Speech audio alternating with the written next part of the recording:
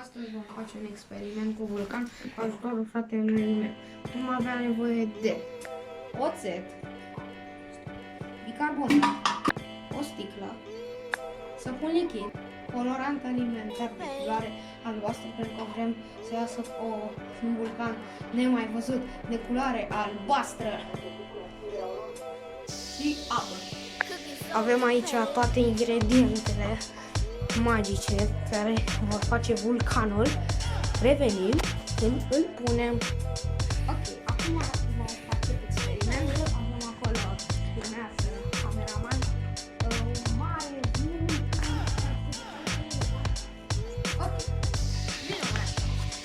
Urmează vulcanul, nu filma pe mine. Avem mai niște carbonat de sodiu.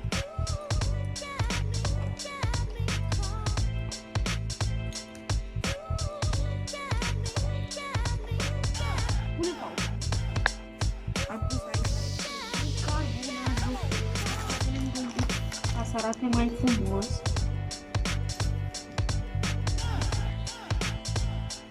Good! Este bine. Punem acum niște apă.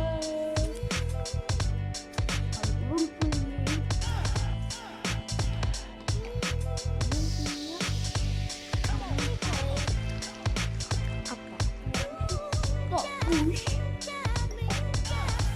să pun lichid. Fără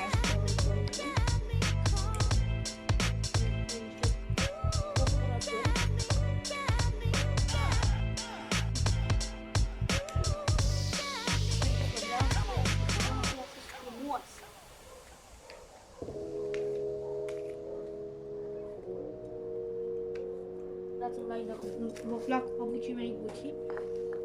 Acum, cu ajutorul jocului, vom amesteca o pățelă.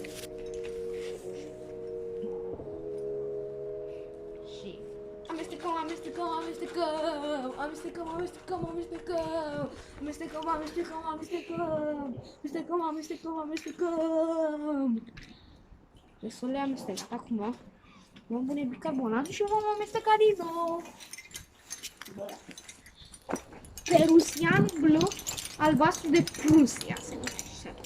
Deci, Rusia, da.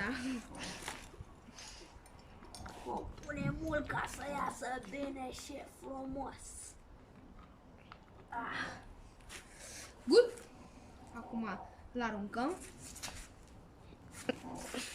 Ok. Acum se va face albastru și va ieși o lavă albastră nevăzut. 3, 2, 1 și amestecăm, amestecăm, amestecăm, amestecăm, amestecăm, amestecăm, amestecăm, amestecăm, amestecăm, amestecăm, amestecăm, amestecăm. Dai! Stai un pic, stau pe șampun aici.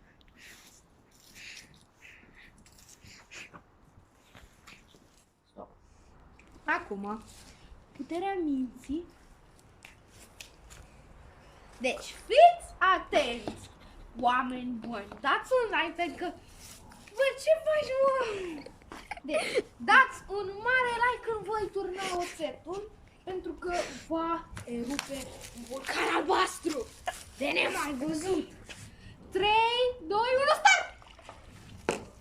Și vulcanul a erupt!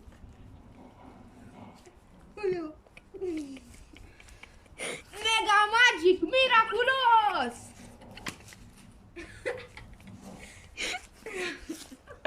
Este miraculos!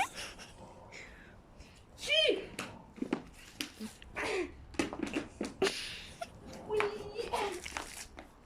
aerul!